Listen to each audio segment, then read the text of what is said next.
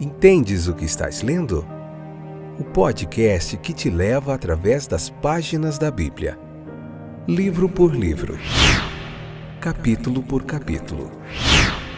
Uma exposição bíblica emocionante.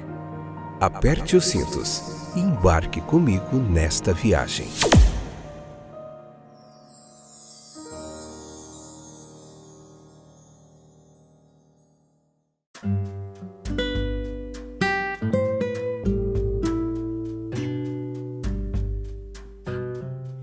Olá, companheiros de viagem através das páginas da Bíblia. Temos percorrido uma longa jornada, mas ainda não é o fim. Nós temos muito caminho ainda para percorrer, hein? É muito conteúdo, muito assunto. Hoje nós vamos ver João capítulo 7, a parte 3, episódio 108, segunda temporada. Você tá aí? Firme comigo? Então fica aí até o finalzinho, não sai daí, porque hoje nós vamos aprender mais um pouquinho aqui nesse capítulo 7. Leia esse capítulo, se possível. Depois escute a exposição bíblica para você entender e ter uma compreensão um pouquinho melhor do texto bíblico. Vamos ver hoje quando a multidão reconhece Jesus como profeta. Vamos lá. Ouvindo as suas palavras, alguns no meio do povo disseram: certamente este homem é o profeta. João 7,40, nova versão internacional. Lá na dispensação judaica, a posição de profeta tinha grande relevância. De Samuel até Malaquias, e por que não dizer João Batista, né? O último dos profetas, ali da antiga dispensação da velha aliança, eles foram professores espirituais e guias ali de Israel. O Senhor Jesus Cristo reuniu em sua própria pessoa e ministério o significado e o poder do ofício profético. Ele era conhecido como profeta por aqueles que o viam mais do que um rabino, embora não o reconhecessem como Messias. Foi predito por Moisés no Pentateuco que pelo último dos profetas que contribuíram para o cânon do Velho Testamento, que um grande profeta deveria ser ressuscitado pelo Eterno em dias posteriores. E isso foi cumprido no profeta de Nazaré. Sua natureza divina, sua intimidade com o seu Pai, em cujos conselhos e segredos ele estava, constituíam sua aptidão suprema para este ofício. Em sua humanidade, sua unidade com a raça humana, cuja natureza ele assumiu, permitindo-lhe comunicar mensagens proféticas com eficácia sem precedentes. Um profeta é aquele que fala por Deus. Isso Jesus fez como ninguém mais poderia ou pode fazer. Seus milagres eram tais, pois ensinavam com um poder que nem mesmo as palavras podiam rivalizar. Grandes verdades espirituais e eternas. Sua conduta em purificar o templo com autoridade e santa indignação foi um exemplo de ação ao se tornar um profeta comissionado pelo próprio Deus. Enumerar suas palavras seria repetir uma grande parte dos registros do Evangelho. Ele explicou a lei, ele pregou o Evangelho, ele predisse coisas que viriam, ele falou como alguém que tem autoridade. Ainda assim, ele falou como aquele que tem uma atratividade em todas as suas palavras. Sua palavra foi reiterada pelos apóstolos inspirados. Como profeta desta dispensação espiritual, Jesus inspira sua igreja, convence as mentes humanas, muda os corações humanos, santifica a sociedade humana. Enquanto o homem precisar de ensino, Cristo é e continuará sendo o grande profeta divino. Eles estavam divididos em suas opiniões. Alguns pensaram que ele era um profeta.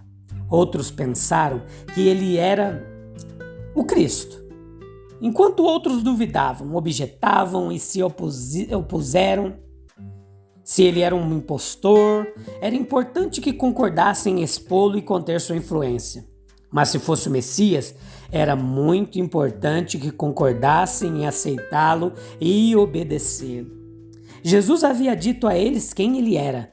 sua pessoa, caráter, ministério e suas obras poderosas. Tudo estava em perfeita harmonia.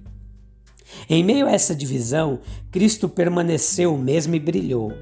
As diferentes opiniões dos homens não mudam Jesus.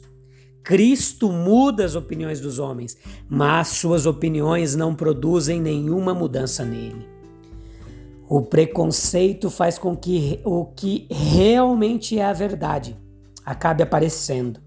Cristo era da linhagem de Davi, natural de Belém. Eles manifestam aqui uma ignorância culpável, uma supressão intencional de conhecimento. O preconceito é capaz de ambas as coisas. Alguns estavam cheios de ódio contra ele. Até mesmo o Filho de Deus apareceu como um impostor e um demônio. Aos olhos de muitos, um ser de amor infinito não poderia ser aceito nem mesmo reconhecido pelo ódio. Todos pareciam tristemente indiferentes. Os mais sérios eram seus odiadores. Mesmo aqueles que corretamente o declararam ser o Cristo pareciam não ter fervor de alma. O grande grito de Jesus no último dia da festa não encontrou resposta adequada do coração das multidões. Cristo ocasionou grandes divisões no mundo. Esta não foi a primeira nem a última. Uma variedade de opiniões e de sentimentos em relação a ele. Ele é o príncipe da paz e da unidade, mas as divisões em relação a ele levaram a humanidade a guerras, perseguições e martírios. A divisão mais importante da humanidade é aquela em Cristo. As nações se dividem em questões importantes, mas em nenhuma tão importante quanto esta. Sobre isso depende o destino eterno do mundo. Nesta divisão, todos são divididos em duas partes, a favor ou contra ele. Não há neutralidade. Destas divisões estimulantes, Cristo surgirá como Filho de Deus e o Salvador do homem.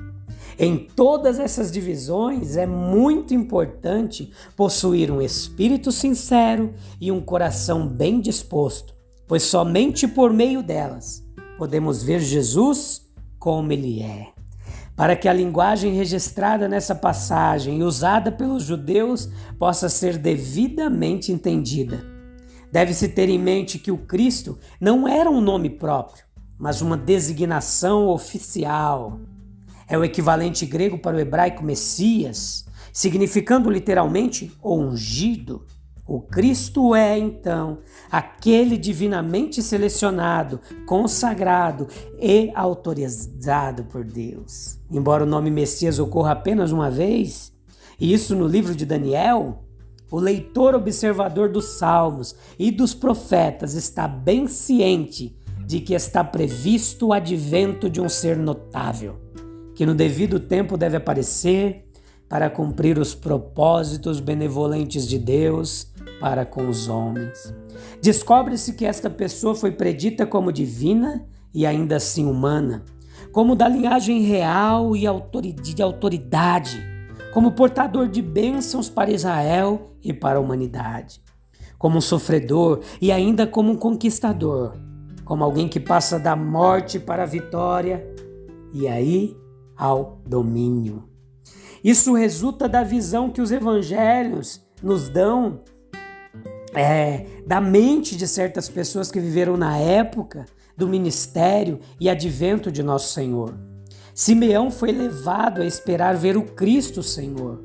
Os homens arrazoaram em seus corações a respeito de João, se ele era o Cristo. A mulher samaritana comentou com o próprio Jesus: nós sabemos que o Messias vem. O mesmo parece também de certos judeus que propuseram aplicar a Jesus de Nazaré a fim de verificar ou desacreditar a reivindicação de messianidade sobre ele. Eles sabiam que o Cristo deveria ser um descendente de Davi, que ele deveria nascer em Belém, que ele deveria ser um operador de milagres, que ele deveria ser o restaurador do reino para Israel, sobre quem ele deveria governar, que ele deve permanecer para sempre. À medida que havia correspondência entre os fatos do ministério de Jesus e essas circunstâncias, a até agora havia uma disposição por parte de alguns de reconhecê-lo como Messias.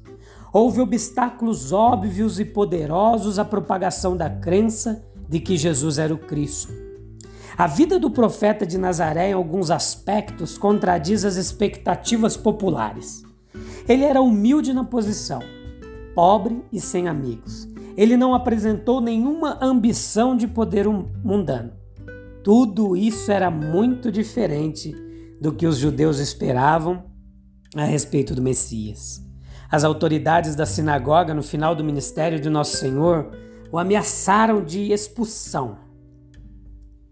Quem confessasse que ele era o Cristo. Reunindo as evidências um tanto dispersas sobre este fato, o estudante dos evangelhos não pode deixar de ficar impressionado com sua abundância e conclusividade. André, na hora exata do seu chamado ao discipulado, reconheceu Jesus como Cristo. Pedro, em um período posterior, proferiu uma confissão memorável para o mesmo efeito. A mulher samaritana e seus vizinhos chegaram à mesma conclusão.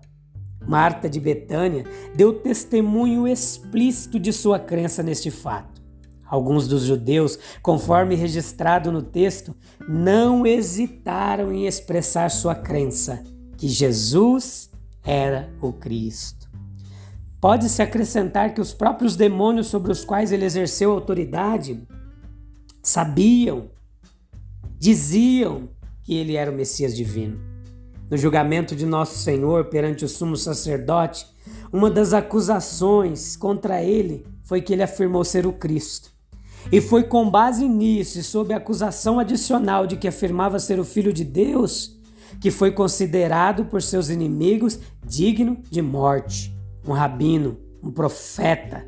Ele poderia ter professado ser sem ofender, mas para um humilde professor camponês, reivindicar que era o Messias era inaceitável para aquelas autoridades. Mas sabemos que ele era quem ele afirmava crer, quem ele afirmava dizer. Eu não tenho nenhuma dúvida a este respeito. E você? Você acredita que ele é o Messias, o enviado de Deus a este mundo para morrer no meu e no seu lugar?